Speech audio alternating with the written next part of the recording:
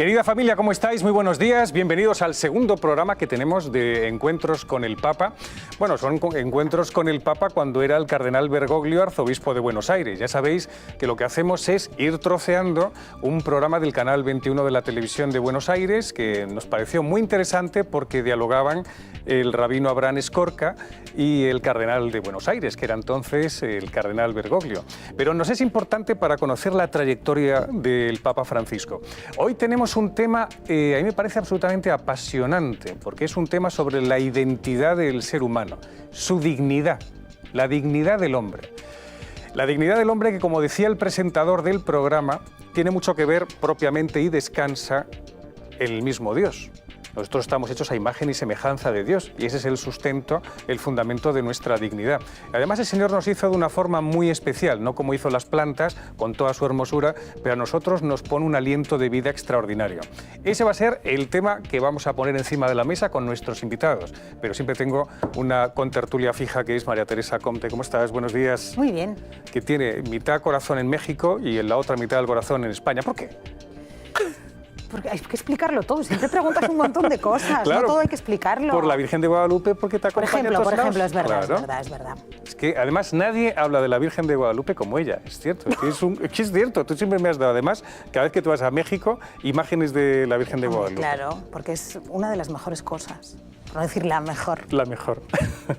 Tenemos también tendría que saludarte en hebreo, pero es que no me sale, querida Rosa Quintana, ¿cómo estás? Pues estupendamente, Javier, estoy muy bien, comenzando un nuevo programa más, ¿no? Efectivamente, y te toca como siempre el apartado propiamente de lo que dice Abraham Escorca, sus intervenciones, etcétera. Además de otras cosas. Además de otras cosas, sí. Que también tenemos lo que va diciendo el Santo Padre Francisco una vez que ya ha sido nombrado Papa. Pues vamos con el programa. Lo primero de todo, Rosa, cuéntanos cuál fue la primera intervención sobre el asunto de la dignidad que dijo Abraham Escorca. Vamos con ello. El rabino Escorca inicia su intervención apelando a la obra artística de Dios a la hora de crear, a las infinitas posibilidades de hacer salir de sus manos realidades diferentes, profundamente hermosas pero distintas. Cada una con su voz genuina y especialmente al ser humano, como si cada uno fuera una pieza en la que Dios hubiera necesitado tomarse tiempo para hacerla diferente. No como actúa habitualmente el hombre, con esa facilidad para producir en serie. Cuando el hombre prepara un cuño, un sello, entonces todas las monedas salen iguales bajo ese mismo sello. Dios hizo un hombre y fíjate que sus descendientes, cada uno tiene un rostro distinto. ¿Qué quiere decir este Midrash? Lo que quiere decir es cuidado, tenemos rostros distintos, pero todos somos iguales, todos descendemos de ese Adán primigenio.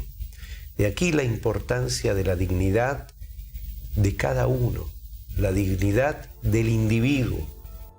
Interesante. Elena Postigo, ¿cómo estás? Buenos días. Hola, buenos días. Encantada de estar aquí. Vamos a ver, ¿qué es eso de que todos diferentes pero con la misma dignidad que ha dicho Abraham Escorca?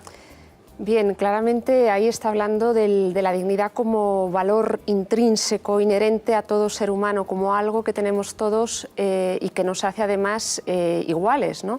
Es interesante, no había oído la entrevista, habla del rostro, los rostros diferentes, hay claramente una alusión. También hay autores como Levinas que habla de esto, del rostro. Lo que nos hace distintos es el cuerpo, genéticamente, pero hay un rasgo común a todos los hombres, que es ese valor, es lo que somos por ser hombres, por ser seres racionales y libres, que es la dignidad, ¿no?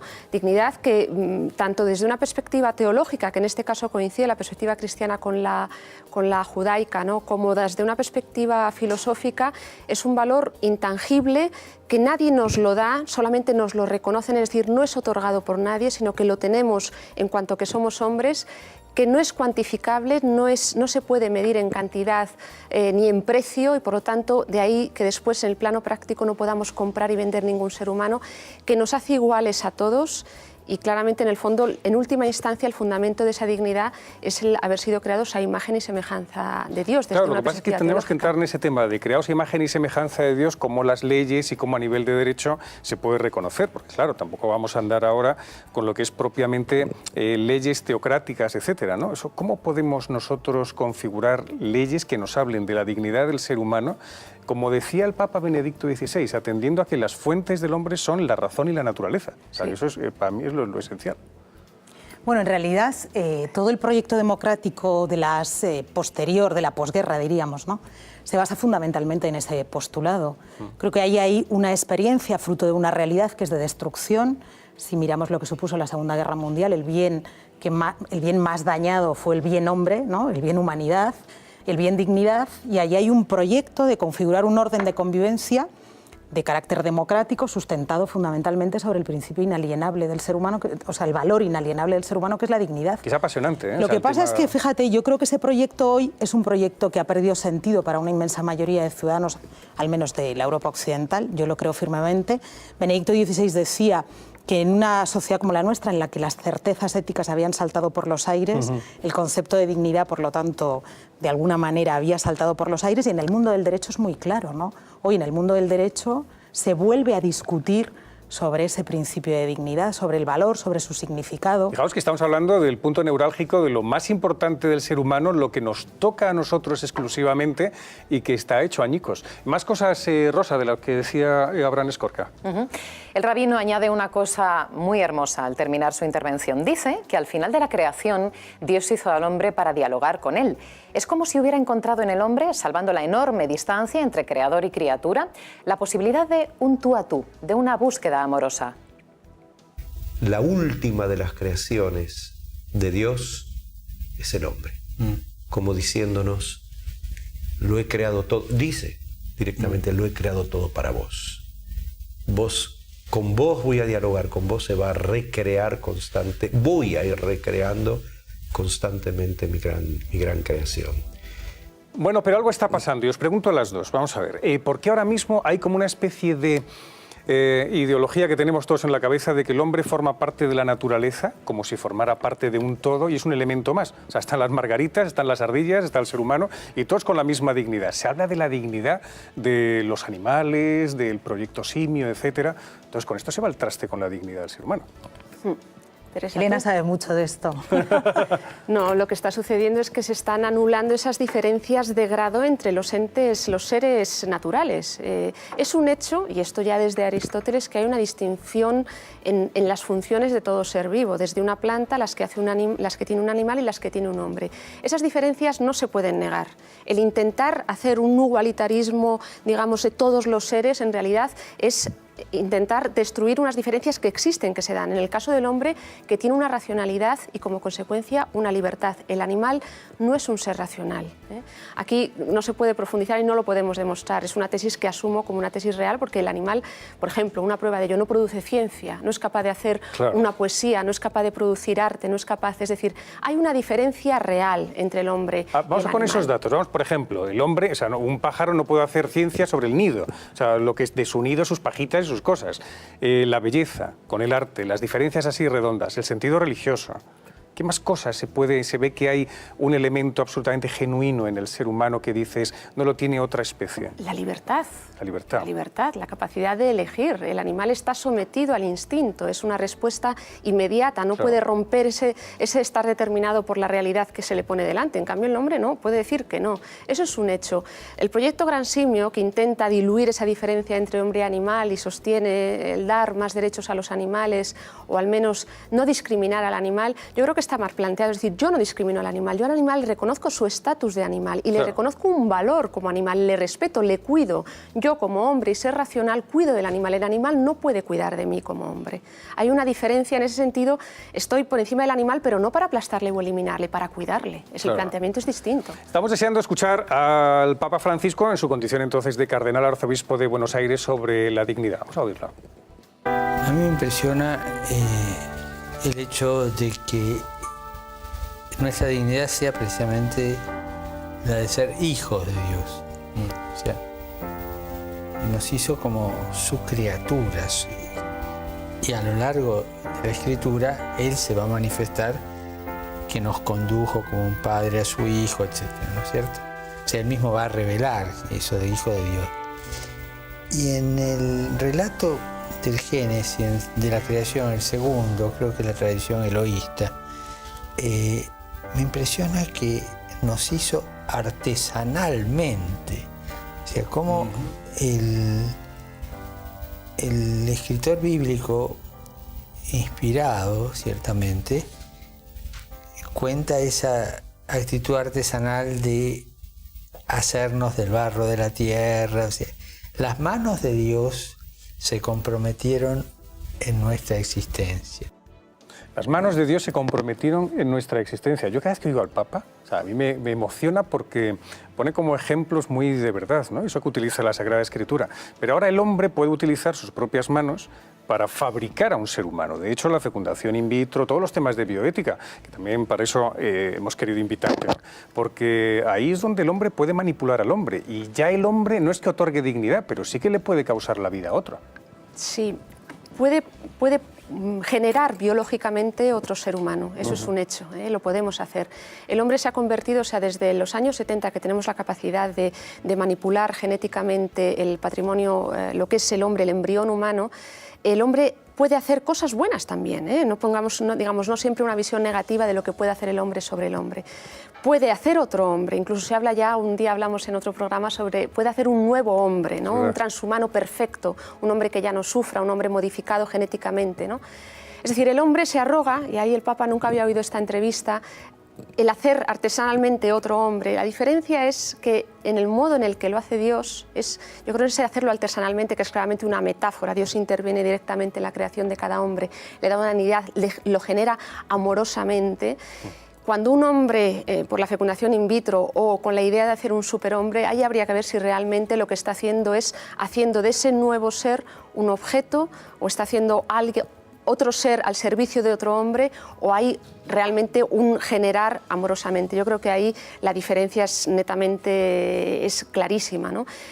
Y es verdad que el hombre en este caso puede someter a otro hombre, y esto lo ha dicho antes Teresa, o sea, tenemos prueba de ello en la historia. El hombre, cuando no reconoce la dignidad y ese valor intrínseco de otro hombre, puede llegar a aplastarlo, puede llegar a eliminarlo, puede llegar a utilizarlo, puede discriminarlo, y ahí yo creo que es importante no solamente la dignidad como un principio antropológico, la dignidad que todos tenemos, sino lo que deriva de esa dignidad, el reconocimiento, el respeto de la vida y la libertad de todo hombre. Yo no puedo manipular a un ser humano en estado embrionario sin su permiso, no puedo hacer de él lo que yo quiera, no puedo sustituirme al lugar de Dios o tan siquiera hacer de él algo que no sé las consecuencias que puede tener. Y eso además pasa en todas las edades. Y quiero decirte, tú no puedes utilizar a nadie. Eso a los novios se lo digo mucho. O sea, hay un misterio de relación entre las personas. Tú no puedes conseguir que la otra sea un objeto tuyo. O sea, tú no puedes hacer de la otra persona una propiedad. Tú sencillamente lo que haces es mantener como una distancia misteriosa, porque nuestro origen es un misterio. Somos sujetos, eso para ti que te gusta el derecho, mucho, sujetos de derecho y no objetos de derecho, ¿no? Fíjate, yo creo que hay un término, entre esos términos que han saltado por los aires, incluso en el propio mundo religioso cristiano, hay un concepto que está perdiendo significado, y es el concepto de creación. En un mundo en el que la capacidad de dominio del hombre sobre el entorno, sobre las cosas, sobre el hombre mismo es inmenso, saberse fruto de una relación amorosa, gratuita, de entrega incondicional, no gusta, porque el hombre quiere saberse el dueño, el protagonista, ¿no? La vida, cuando decimos la vida es un don, a mí me llama muchísimo la atención que nuestro mundo rechace el concepto de don, que rechace el concepto de gratuidad y que rechace el concepto de creación, ¿no? Somos creados, no nos hemos creado a nosotros mismos. No somos frutos de una generación espontánea. Yo a veces eso se lo digo a los alumnos, ¿no? ¿Alguno de vosotros está aquí por generación espontánea? Entonces me miran como diciendo esta. ¿Pero qué nos dice? Claro, ¿Por qué nos porque provoca? sois frutos de una relación amorosa, ¿no? Muchas veces añades, ¿no? Espero que seáis fruto de una relación amorosa, porque desgraciadamente no todos los niños vienen al mundo así. Pero Dios sí nos ha engendrado amorosamente, ¿no? Y nos ha dado un mundo para que vivamos. El rabino antes decía algo que me parece muy interesante. Dios creó al final al hombre. ¿Para qué? Para que el hombre, cuando llegara al mundo, tuviera todo lo que necesita para vivir, ¿no? El don de la vida y el don de la creación son los dos bienes fundamentales que Él ha puesto en nuestras manos. Que hay como un cariño especial por parte de Dios a la hora de crear al hombre, ¿no? Porque decir, os voy a poner en un sitio que he preparado especialmente para vosotros, ¿no? Pues fijaos qué cosa más bonita dice ahora el cardenal Bergoglio.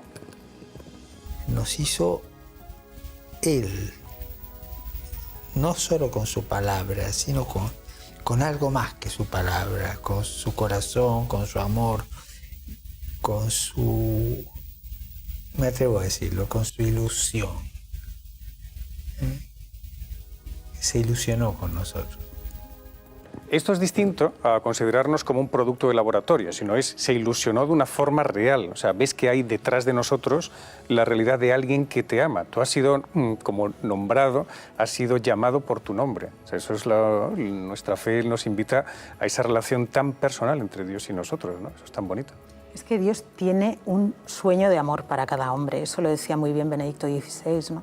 Y eso es lo que dice aquí el cardenal Bergoglio. Dios sueña amorosamente con cada hombre. Frustrar ese sueño es frustrar los anhelos de Dios, los sueños de Dios. Y eso, cuando destruimos el mundo, destruimos la vida humana, no creamos condiciones de vida justas, permitimos que haya millones de personas que viven privadas de lo necesario, estamos frustrando los sueños de Dios. Y no somos responsables, no somos conscientes de eso. Completamente.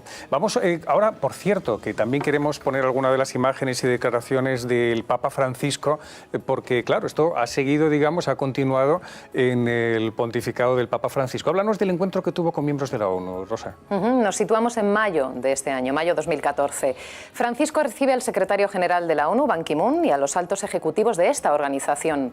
Entre otros asuntos, habla de la humanidad descartada, seres a quienes se les niega el derecho a nacer. Habla de la vida sagrada e inviolable de cada persona, desde su concepción hasta su fin natural.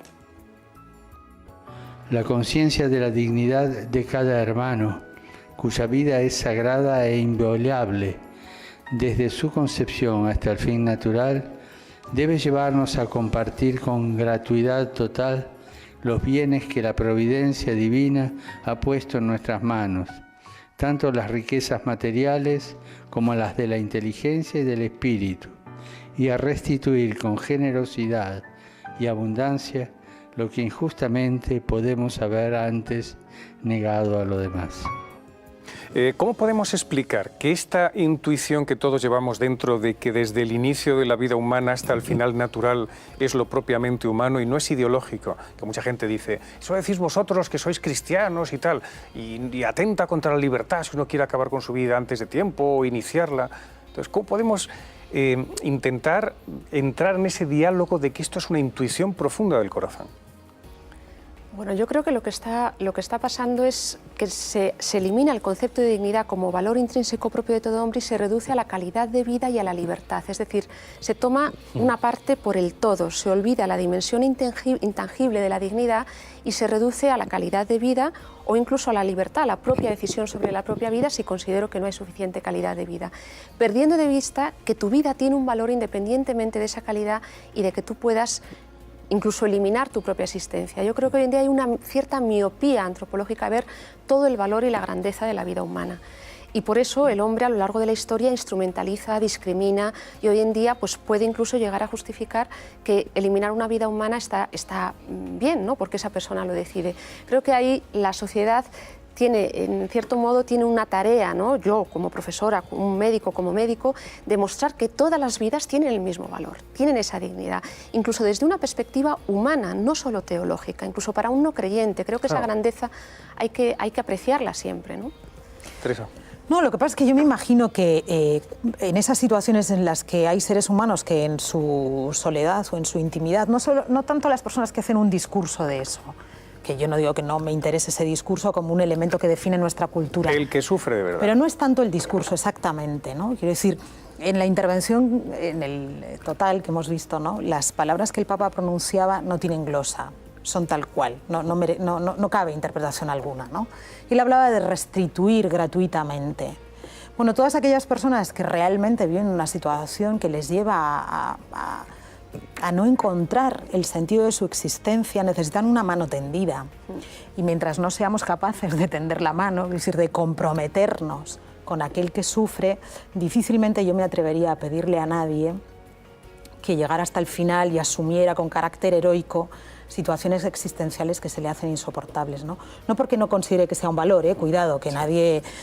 sino porque me parece que exigir a alguien en situaciones de desesperación, cuando no somos capaces de tender la mano y de comprometernos con la vida del otro, es un discurso un poco vacío. Claro, ¿no? muy fatuo, eso es muy fácil además.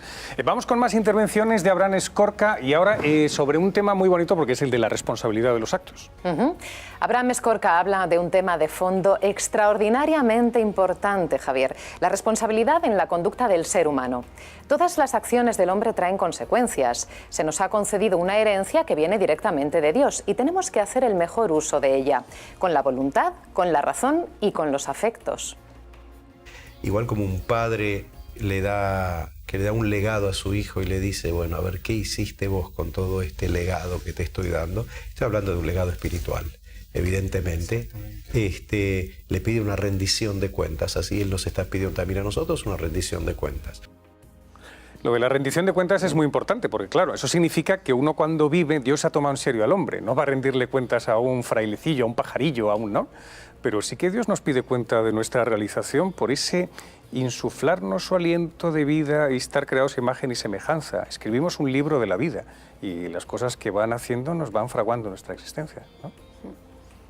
No, y sobre todo porque cada uno recibimos una serie de dones de los que somos absolutamente responsables porque estamos llamados a hacernos cargo de la vida de los demás también, ¿no? Es decir, yo leo o entiendo más bien esa rendición de cuentas no solo como un proceso contable de transparencia, claro, que hoy se plantea mucho, ¿no?, en el tema de la responsabilidad de los gobiernos y demás, que también, ¿no? Pero si hablamos de lo personal, claro que es ser responsable de aquellos dones que nosotros recibimos, pero es hacernos cargo de la vida de los demás, ¿no? Sobre todo porque la vida humana tiene una lógica interna, esto no es un proceso azaroso, tiene una lógica, ¿no? Es muy bonito lo del legado, yo creo que eso es un concepto que el mundo judío utiliza mucho, ¿no? La idea del testamento. Sí. Venimos de algún lugar y vamos hacia algún lugar, ¿no? Y no procedemos de la nada, somos hijos de una historia y tenemos que construir, seguir construyendo, haciendo fructificar esa herencia que tenemos en nuestras manos, ¿no? No, me encanta que lo digas así porque muchas veces se enfoca desde un punto de vista negativo, ¿no? Cuando uno hace las cosas mal, es que hay tantos dones y tanta riqueza que uno tiene que dar todavía, o sea, tanta como la plusvalía que uno tiene que entregar al prójimo, tantos dones que uno tiene que descubrirse para regalarlos a los demás. La intervención ahora del cardenal Bergoglio va dirigida directamente a Elena Postigo. Ya veréis por qué. Vamos a escucharlo. Hablando en términos futbolísticos, uno dice que el hombre tiene la capacidad de hacer goles en contra, ¿no? ¿Cuándo se hace esos goles en contra? Su dignidad, ¿no es cierto? Porque es uno mismo el que se los hace, ¿no? Hablé de hijos, somos hijos de Dios. Y uno esa afiliación la bastardea de alguna manera cuando negocia su dignidad, cuando negocia lo innegociable, ¿no? Cuando negocia aquello al cual está adherido el corazón, ¿no? Y cuando negocia el sello de Dios. Cuando el pueblo aburrido porque Moisés tardaba, tentado por el demonio, se hace un ídolo. A mí me llama la atención que el ídolo sea de oro. O sea, el primer comercio que el hombre hace de su dignidad es por el amor al dinero. El apego al dinero que va ocupando el lugar de Dios. El primer paso, la riqueza desmesurada. O sea, la adhesión a la riqueza desmesurada. Ahora entraremos con el tema de los ídolos, pero me apetecía hacerte la cuestión de meterse goles a uno mismo en el sentido de cómo se puede perder la dignidad y cómo institucionalmente se puede reconocer. Es decir, igual que se reconocen los derechos del ser humano por parte de Naciones Unidas, que es tan importante. ¿Cómo se puede perder la dignidad? La dignidad no se pierde. La tenemos desde que existimos hasta que morimos. Otra cosa es que no la reconozcamos en alguien o no nos la reconozcan a nosotros. Y por esa razón el derecho hace que para tutelar la dignidad desde siempre no, en época contemporánea haya habido normas, esto Teresa las conocerá muy bien, normas del derecho positivo que intenten tutelar esa dignidad. Es decir, pues por ejemplo, la Declaración de Derechos Humanos en el año 48, el preámbulo, el artículo 1, todo hombre tiene una dignidad intrínseca, inherente y es el fundamento del derecho. La Constitución alemana en su artículo 1, lo mismo la Constitución española en su artículo 1, la dignidad humana. Es decir, el derecho intenta tutelarlo. ¿Por qué? Porque la capacidad del hombre de meter goles y de negociar con esa dignidad por el dinero, Y el Papa ahí negocia con el dinero. El hombre puede comprar a otros hombres, puede tratar con ellos, puede tratarles como si fueran objetos. Y no, el hombre es un ser sobre el que no se puede negociar, no podemos negociar con él. Esa dignidad hace que sea, digamos, un ser que merezca un reconocimiento tal que con él solamente queda amarle, quererle, tratarle con respeto. Y hablando del dinero, yo recuerdo que también en Aparecida el Papa habló del asunto, del tema de la idolatría y del dinero. Sí, sí, así es. Uno de los momentos más emotivos vividos en la Jornada Mundial de la Juventud en Río de Janeiro fue la misa en el santuario de Aparecida, la patrona del país. Allí es donde el Papa clamó contra los falsos ídolos que alejan a los jóvenes de Dios. Cierto que hoy en día todos un poco, y también nuestros jóvenes, sienten la sugestión de tantos ídolos que se ponen en el lugar de Dios y parecen dar esperanza. El dinero, el éxito, el poder, el placer. Con frecuencia se abre camino en el corazón de muchos una sensación de soledad y vacío, y lleva a la búsqueda de compensaciones de estos ídolos pasajeros. Ojalá que estas frases del Papa siempre nos acompañen, ¿no? Porque si no dejan en el hombre un vacío absoluto y el hombre no se puede engañar a sí mismo. Terminamos nuestra primera parte. Gracias, Elena, por haber estado con nosotros. Gracias a vosotros. Y nos veremos pronto. Nos vamos a publicidad. Venimos ya mismo.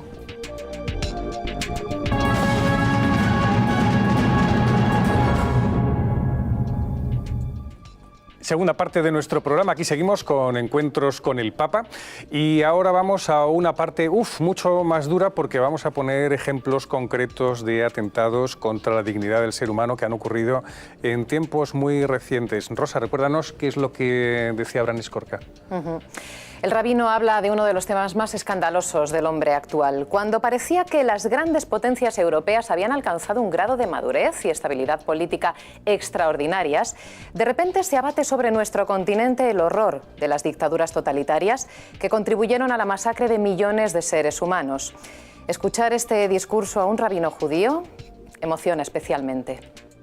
Pero se fueron creando en el siglo pasado distintos mecanismos psicológicos, sociológicos, utilizados por fuerzas políticas que crearon otros ídolos, líderes nefastos.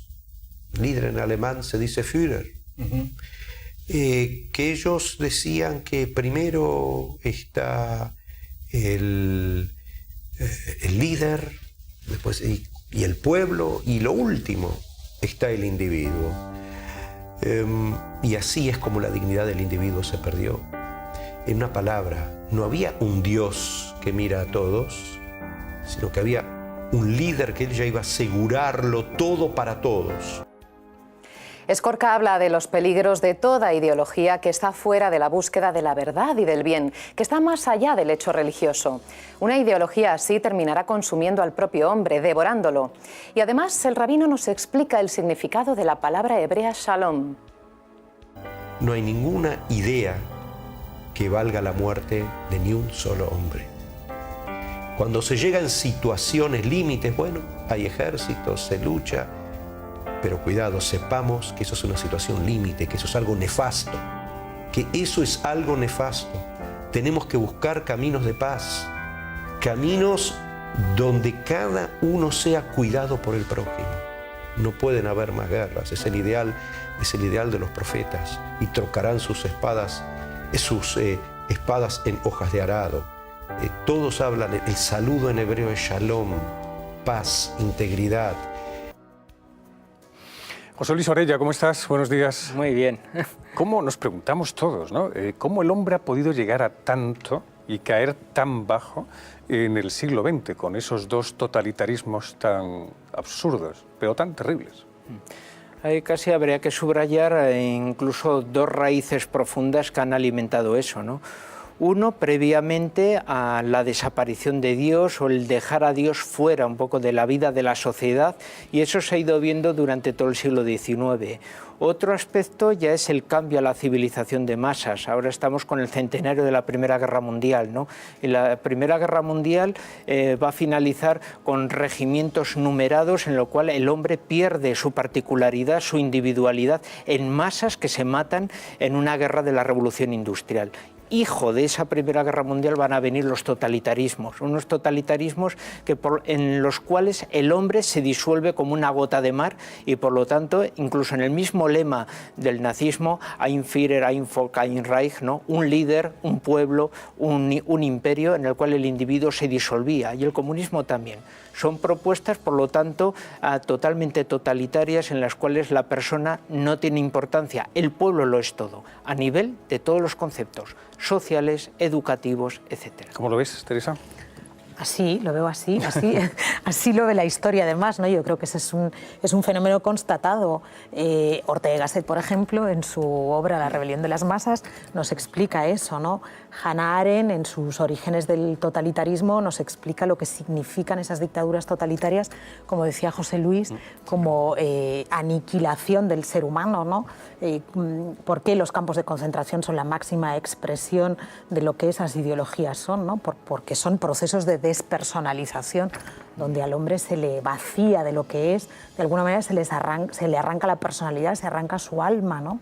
Es decir, eso, vamos a ver, yo creo que es una de las peores, no sé cómo decirlo, obras que el mundo occidental ha legado a la historia de la humanidad. Engendrar esas dictaduras que son demoníacas, terroríficas. Son unos intentos un poco de crear como una especie de nuevo Adán. Si vemos, incluso hay similitudes entre el nazismo y el comunismo de crear un hombre nuevo, y siempre están un poco también con ese término. O sea, hay que borrar el pasado, hay que crear una nueva comunidad, un nuevo hombre ideal, una sociedad ideal, y nosotros, como ese nuevo Dios, vamos a organizar esa nueva sociedad. Una sociedad igualitaria, proletaria, etcétera, nacida de la lucha de clases, o una nueva sociedad pura germánica de rubios con ojos azules, hijos de la lucha de razas, ¿no? O sea, dos conceptos muy paralelos. Pero toda la persona que no entra en esa marca queda fuera, y de ahí hay la necesidad de ese campo de concentración que elimine esos detritus humanos en ese aspecto. Vale, pero yo os pregunto, ¿esto se puede reproducir? Porque claro, estamos hablando de hace no mucho tiempo, pero estamos hablando de historia. ¿Esto se puede reproducir en cualquier ambiente? No quiero decir que en España, Italia, en la Francia contemporánea, pero desde luego puede haber como un caldo de cultivo que sí que pueda favorecer circunstancias de este tipo. Hay la visión utilitarista. Entonces, estamos llegando a una sociedad en la cual el concepto de utilidad es muy importante, y la persona que no entra dentro de ese concepto de utilidad, ¿para qué sirve? Estamos hablando de los enfermos, estamos hablando de los ancianos, estamos hablando de las personas, de los parados en toda su dignidad cuando pierde su trabajo. Estamos hablando, incluso en el mismo mundial, de los futbolistas cuando pasan de 30 años. Es que ya no vale, ya no moja la camiseta. Bueno, ¿qué va a ser de él? Se pega un tiro. O sea, es que las personas, en cuanto dejan ya su utilidad, desaparecen. ¿Qué va a suceder si surge algo en la cual dice, hay pocos recursos para la gente, pero esos recursos deben ser necesarios para las personas que son útiles? ¿Qué vamos a hacer con los que no son útiles? Vamos a hablar de ese tema, y Teresa, quiero también que acompañes a las palabras que va a decir ahora mismo el cardenal Bergoglio, porque habla de esto del individuo que los dos habéis dicho, de preservar por encima de todo y no diluirlo como una gota en el océano. De eso habla el cardenal Bergoglio. La palabra individuo por ahí a algunos les suena mal por lo del individualismo, que puede ser un defecto, una degeneración, pero el individuo en sí mismo no es una mala palabra. Es decir, es la persona con su nombre y sus tres cualidades fundamentales que lo configuran en la cuarta. Su tendencia a la verdad, su tendencia a la bondad y su tendencia a la belleza. Y eso le configuran la unidad. Esa es la imagen y semejanza de Dios, nuestra diferencia con los demás seres creados. ¿Qué te parece lo que ha dicho el individuo? Que es verdad que muchas veces tendemos a pensar que es una mala palabra porque degenera en individualismo, que ya es lo peyorativo. Claro. Sí, bueno, y porque el concepto individuo tiene una matriz ideológica muy clara. Y entonces, pues bueno, es verdad, nos suena un poco mal, ¿no? Y porque además el concepto individuo se refiere a una unidad estanca, a un sistema cerrado, ¿no? Por eso en el lenguaje teológico, moral, filosófico, de inspiración cristiana se habla de persona, ¿no? Más que individuo. Pero está bien la precisión que el Papa hace, ¿no? Que el cardenal Bergoglio hace. Bueno, en cualquier caso, él resalta la originalidad, ¿no? Yo creo que él habla de individuo en términos de originalidad. Cada uno somos uno, diferente, y además compartimos algo que es fundamental, ¿no? Dicho así en una síntesis, de alguna manera compartimos nuestro corazón. Los corazones humanos anhelan prácticamente todos lo mismo, ¿no? El hombre tiende al bien, busca el bien, tiende naturalmente a lo bello y tiende naturalmente a la verdad, ¿no? Yo creo que esos son los grandes anhelos del corazón humano, y en ese sentido cada uno de nosotros busca la satisfacción de esos anhelos, ¿no? Efectivamente. Vamos a profundizar un poquito en lo que decía José Luis. Como Pedro Muñoz Seca decía, los extremeños se tocan. Lo decía porque que eso es la parte cómica de lo de los extremos se tocan. Pero es verdad que los dos totalitarismos, tanto el de la Unión Soviética como el de Alemania con el nazismo, tenían una misma base común de intentar vaciar al ser humano. ¿Por qué todavía se sigue considerando al comunismo prácticamente como una ideología apreciable y no como un elemento de horror? Es decir, se habla del nazismo como el horror y del comunismo, bueno, hombre, tampoco pasó grandes cosas, ¿no? Quizá precisamente porque hay uno de los grandes ámbitos de la realización del hombre que se ha dejado totalmente abandonado, que es el mundo de la cultura y el medio también de la comunicación. El comunismo como movimiento totalitario tiene a invadir todos los aspectos de la sociedad, y uno de los aspectos, además desde Gramsci, siempre ha sido el control de la cultura, porque a través de la cultura uno puede, como la lluvia, poder mimetizarse en toda la sociedad y poder variarla en su dirección. Por lo tanto, esa lucha por la cultura es una lucha necesaria para descubrir la verdad. Cuando la cultura la abandonas y la dejas totalmente abandonada, siempre un movimiento totalitario va a intentar colonizarla y por lo tanto controlarla. El comunismo, ¿por qué no ha tenido ese juicio de Nuremberg o no ha tenido por lo tanto esa tesitura? Porque el mundo de la cultura fue abandonado en ese momento y por lo tanto el comunismo se ha conseguido mantener una imagen positiva. ¿Quién sabe de nuestros alumnos, por ejemplo, en clase, que en Camboya hubo un genocidio y se mató a 1/3 de la población? Ahora te dirían que es uno de los mayores genocidios. La gente no sabe ni dónde está Camboya. Por lo tanto, ese ya es un gran éxito ya en ese aspecto. Así que, por lo tanto, empecemos por ahí, por recuperar la cultura. Vamos con más frases del cardenal Bergoglio a propósito de la defensa de la dignidad del ser humano. Y es curioso, en la misma tradición cristiana, en el Apocalipsis,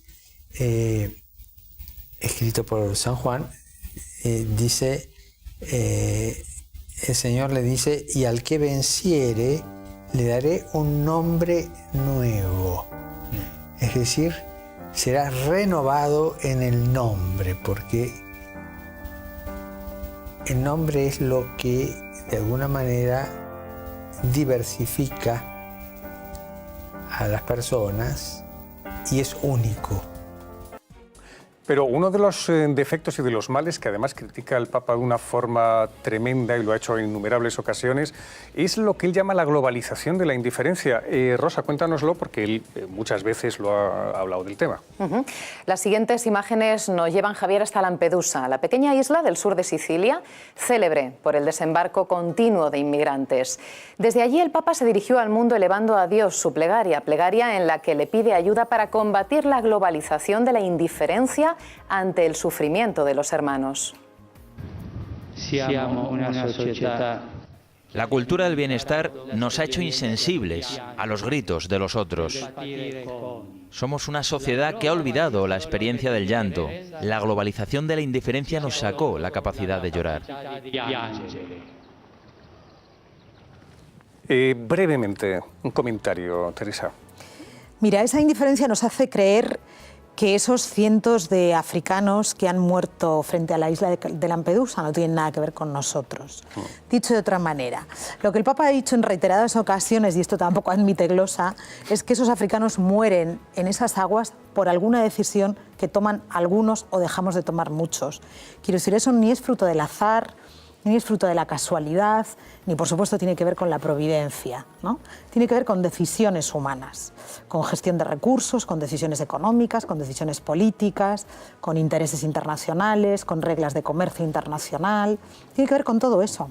Y además el Papa concreta mucho, porque se refiere tanto a los países de acogida como a los países de donde salen los inmigrantes, etcétera. Vamos a seguir profundizando en nuestro programa porque vamos a ejemplos ahora muy concretos de cómo esta dignidad se tiene que ir subrayando. José Luis, gracias por haber compartido un ratito de charla en nuestro programa. Ha sido un placer. Un abrazo muy fuerte.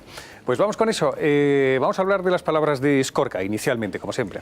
En otro momento de su intervención, el rabino Abraham Skorka apela a la conciencia del espectador para provocarle. ¿Qué hago yo para dignificar la vida? ¿Qué hacemos para dar brillo al ser humano? Para que salga a la luz su dignidad irrenunciable. Habla de la necesidad urgente de que aparezcan las grandes conversaciones sobre el misterio del hombre, que no podemos conformarnos con una vida meramente exterior. ¿Cómo hago para dignificar la vida? Estoy aquí para algo. En el momento que ya estamos en esa situación, ya estamos encaminados, por así decirlo. La pregunta, la cuestión, el problema, la problemática nace cuando alguien ni siquiera se formula esta pregunta. Allí ya no tenés con quién hablar. Yolanda Zuriarraín, ¿cómo estás? Muy buenos días. Muy bien, gracias. Eres además pues especialista en temas de cuidados paliativos, pero cuando llega la hora del dolor mucha gente se pregunta, la vida ya no tiene sentido, para mí se me cierran ya las puertas, yo no necesito a nadie, y ahora estar yo en dependencia absoluta de alguien, eso a uno le cierra mucho. Por supuesto. Yo tengo esa experiencia cada día porque vienen muchas familias y enfermos sufriendo por este motivo, porque no tienen un buen control de dolor y encima tienen una enfermedad que por desgracia pues no es curable, ¿no? Entonces, ante eso, lo primero que digo, el dolor físico se puede controlar. El que me preocupa más es el dolor pues existencial o emocional o psicológico, como queramos decir, que eso es un mundo y eso lleva su tiempo. Y pienso que para el dolor físico pues tenemos muchas armas, los medicamentos, la morfina. Sin embargo, para el dolor emocional pues es más un abordaje de amor y de entrega, de darte al otro y de sobre todo confianza, ¿no? Decir, no estás solo, te vamos a acompañar en ese proceso, ¿no? Y muchas veces decir, ¿qué es esto? ¿Esto es un médico o es una persona, ¿no? Claro, pero ¿cómo se puede hacer ese abordaje de amor con todo el respeto del mundo? Porque es una frase muy bonita el abordaje de amor que has dicho a nivel espiritual. Es que es así, o sea, yo no encuentro otra palabra. O sea, para el sufrimiento hay que dar amor, o sea, el que sea. Llámalo de otro modo si no te gusta, pero el tema es decir, yo estoy aquí contigo, vamos a hablar de lo que te preocupa y voy a intentar ayudarte en ello, en ese proceso, ¿no?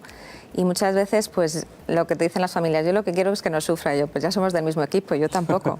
Pero depende también de cómo tú me ayudes a encontrar cuál es la causa de tu sufrimiento. Vamos a ponerle una palabra, vamos a ponerle un sentido, ¿no? Y ese sentido lo tienes que encontrar tú. Muchas veces yo te acompaño o te ayudo. Y lo que ves es lo que habéis comentado, que ha sido, pues yo que he ido siguiendo el programa, ¿no? Antes de intervenir, me ha gustado mucho, es decir, lo primero es que tú sigues siendo una persona digna. O sea, tienes que dar esa dignidad que muchas veces está robada por una sociedad materialista que te dice todo el rato que no eres digno porque ya no te vales físicamente, ¿no? Tú eres digno por lo que eres, o sea, y tú tienes mucho que decir. Muchas veces tu cabeza está muy atenta y te sientes una carga porque piensas, soy más dependiente de mi familia, les estoy buscando un problema, yo lo que quiero es quitarles ese problema. Ya bastante tengo yo un problema que tengo una enfermedad, pero piensan más en el otro, ¿no? Entonces, si estás aquí, estás en el sitio adecuado. Ya, lo malo queremos es que atenderte y ayudarte. Esto ¿no? para las dos. Si un chaval, por ejemplo, ayudadme en este tema. Yo tengo un chaval, imaginaos, de 17 años, 18 años, que dice, mi novia me ha dejado, porque los males espirituales son muy difíciles de calibrar y de nombrar, incluso de pesar, o sea, es complicadísimo. Entonces me dice, mi vida ya no es un infierno, tal, me han golpeado mis padres, me siento un inadaptado y encima nadie me quiere. Yo quiero acabar con mi vida, ¿por qué a mí se me va a impedir el uso de mi libertad? A ver, ¿cómo hacemos? Bueno, yo supongo que si alguien te dice eso, en realidad no tiene ganas muy definitivas de terminar con su vida, ¿no? Porque Yolanda es médico y lo sabe mucho mejor que nosotros, pero los médicos aseguran que el que quiere acabar con su vida lo acaba consiguiendo. Por lo tanto, creo que cuando alguien avisa es que lo que está pidiendo es otra cosa, Claro, ¿no? eso es verdad. Lo que está pidiendo Está pidiendo es ayuda. una mano tendida, ¿no? Es la incondicionalidad en el fondo. O sea, ante el sufrimiento el ser humano necesita que alguien le diga, voy a estar contigo hasta el final. Y yo creo que cuando se oye eso, voy a estar contigo hasta el final, que no siempre que tiene que ser alguien de tu familia, ¿no? Puede ser alguien que no sea de tu familia, pero si alguien oye eso, cuando uno oye eso, voy a estar contigo hasta el final. Con dificultades, como un niño pequeño cuando empieza a andar, con dudas, con titubeos, pero con una confianza mínima ¿no? en la mano tendida de la otra persona, yo creo que es posible. Es que salir de eso, esa lo del situación. abordaje de amor me ha encantado. Vamos a ver una fotografía impresionante. Aquí tenemos esta foto que ha sido portada de muchísimos periódicos, de muchísimas revistas, de aquel hombre que tenía la cara absolutamente y el cuerpo absolutamente desfigurado, y cómo el Papa, con todo el cariño, poniéndole la mano, rezando con él, y no sabía además si era contagioso o no. Fijaos esta fotografía, que es un hombre que había recibido, creo que un hachazo brutal con... Es una imagen que pone los pelos de punta y como el Papa hace lo mismo, ¿no? Hablándole pues de eso, de la dignidad, de que él es hijo de Dios, de que no importan ni las facciones ni la cara. ¿Cómo podemos ayudar a una persona que cada vez que se mira la cara se encuentra así? Yolanda. Pues haciéndole ver que es eso, que sigue siendo una persona y que es digna de ser querida, aunque tenga pues esa limitación o esa deformación física, que en este caso también lo ves mucho en mi campo, ¿no? Porque la enfermedad hace que ese cuerpo se debilite y muchas veces se deforme y no sea lo que es, ¿no? Pero digo, muchas veces les hago recordar, a ver, ¿tú qué hacías en tu casa o a qué te dedicabas, ¿no? Tú sigues siendo padre de tus hijos, tú sigues siendo hijo de tus padres, o sea, sigues ejerciendo, tú sigues teniendo capacidad de dar amor. Me acuerdo, os cuento ya un ejemplo práctico, porque a veces habla más un ejemplo que otra cosa, ¿no? Hay personas que venían con un intento autolítico incluso, previo, o sea, que lo habían intentado, pero dices, pero ni siquiera lo he conseguido, o sea, no valgo ni para eso, doctora, ¿no? Y dices, pero en el fondo, que dices, ¿qué hay detrás de ahí? Una llamada de atención, de sufrimiento, ¿no? Y que dices, cuando les haces ver, pero tú puedes seguir amando, igual que yo quiero ayudarte a ti, tú también puedes seguir siendo la madre de tus hijos. Y tus hijos además necesitan de ti, aunque estés enferma. Tú puedes seguir enseñándole con tu actitud y tu enfrentamiento a la enfermedad muchas cosas. Y les puedes dejar un legado mucho mejor que si terminas con tu vida. Entonces ya es como que, chin, a veces les has dado una idea, pero son ellos los que van diciendo y dices, muchas veces es una expresión emocional que a lo mejor dicen, pues mira, ahora... Yo justo pintaba como hobby, pero es que ahora quiero pintar, es que así expreso muchas veces, ¿no? Y es lo que llamamos un poquito, pues, decir, una persona que estaba justo con una obstrucción intestinal, pues pintó como un desatasco ahí, como diciendo, usted ha venido y me ha desatascado, y además es que he visto otro panorama en la vida, ¿no? Otra persona, pues, que le gustaba la poesía y me cantaba poesías, o sea, y me las leía cada vez que entraba, y yo, pues nada, tengo que aprender poesía para poder sintonizar con esta persona y decirle algo. Y ahí es donde ella daba ese cariño diciendo, bueno, usted se merece todo, usted está aquí conmigo y yo también quiero darle algo, ¿no? O sea, es decir, salgo de mi problema y me doy. O sea, todos necesitamos darnos, incluso en esa situación de enfermedad, y ves unas cosas que te gratifican, porque dices, ya has controlado lo fácil, lo físico, pero todo lo emocional, toda esa espera hasta que llegue ese final, ¿cómo hago que esa muerte, que no me gusta cuando me lo dicen porque está mal interpretada esa de muerte digna, cómo doy calidad a esa muerte, diría yo? Y cómo doy dignidad a esa vida, que sigue siendo vida, calidad a esa vida, ¿no? Eso cambiaría los términos. Vamos a seguir escuchando esta frase, esta vez del cardenal Bergoglio, a propósito de lo que es, él lo dice como metáfora, ¿no? Una metáfora, como calidad, como el contagio de la dignidad. Eso es lo que él utiliza, contagio de la dignidad. ¿Cómo hacerlo? ¿Cómo contagio esta dignidad? ¿Cómo hago que el otro se sienta digno porque lo tengo en cuenta de manera digna? Y aquí una cosa que del rabino suya que yo me sentí muy dignificado, como que me contagió dignidad usted a mí cuando me invitó a predicar en su sinagoga, ¿no? Es decir, en una ceremonia, ¿no? Sapo de otro pozo, ¿no? Pero hijos de Dios, ¿no? Dicen, vos sos hijo de Dios, vení a predicar acá. Te invito, ¿no? Es un gesto de que se dignifica a otro, ¿no? Cuando uno menosprecia segrega, discrimina, ya no contagia dignidad, sino que se hace su corral propio de gente como uno, ¿no? Es decir, gente a la que yo acepto y gente que no tengo interés en no aceptar. Esto del diálogo interreligioso, el Papa, ya veis que lo hace muy bien, lo lleva haciendo desde hace mucho tiempo. Estamos intentando traducir, porque hay que traducir al Papa muchas veces, del argentino al castellano, ¿no? Y dice, ¿qué decía del sapo? O sea, que claro, cuando le invitó a la sinagoga era como estar un sapo en otro pozo, ¿eh? Decía él, ¿no? Es muy bonito eso, ¿no? Y además es fácil, la verdad es que bien describe las emociones, porque qué fácil es imaginar lo a gusto que se siente alguien cuando es invitado a una casa, ¿no? Y cuando con cariño te invitan, ¿no? Y más cuando vas a una casa que no es la tuya y a una casa en la que a veces te miran con recelo, porque las relaciones entre el cristianismo y el judaísmo lamentablemente no son, bueno, cada día más, ¿no? Pero han sido, bueno, digamos que relaciones que no han sido todo lo afectuosas que debieran haber sido, ¿no? Y entonces, qué bonito cuando él dice, pues usted me contagió a mí de dignidad cuando me invitó a su casa, ¿no? Porque entendió que era uno más y que además abrían sus puertas a no solo a un católico más, sino en este caso al arzobispo de Buenos Aires, a un cardenal de la Iglesia Católica, ¿no? Qué sentido de apertura. Y luego esa expresión tan simpática, ¿no? Soy un sapo de otro pozo, claro. Es decir, aquí cada uno tenemos nuestros pozos, nos podemos llevar bien, pero cada uno tiene el suyo. Eso es lo del diálogo interreligioso, pero tenemos una relación incluyente, ¿no? Claro, y siempre que veamos además en esta serie de programas que estamos haciendo, estamos muy atentos a cómo está escuchando el Papa Francisco, en ese momento el cardenal Bergoglio, a todo lo que le va diciendo Escorca. Veis que hay mucha amistad, mucho respeto y cómo los dos se entienden muy bien. Terminamos nuestro programa de hoy, que ya es un poquito tarde y tenemos que marcharnos a comer. Gracias, Yolanda, por haber estado con nosotros. Gracias a vosotros. Teresa, hay que marcharse a comer, ¿no? Pues vamos. Vamos a comer, esta es la historia. Rosa, muchas gracias por toda la información que nos has facilitado. Gracias a ti, gracias a vosotros. Y que paséis un buen verano, porque nosotros volveremos después de este curso, ya lo hemos terminado, pero seguiremos con estos encuentros con el Santo Padre, con el Papa. Será después del verano. Que paséis unos felices 2 meses de julio y agosto en compañía de los vuestros y siempre muy cerquita del Señor. Un abrazo fuerte. Chao.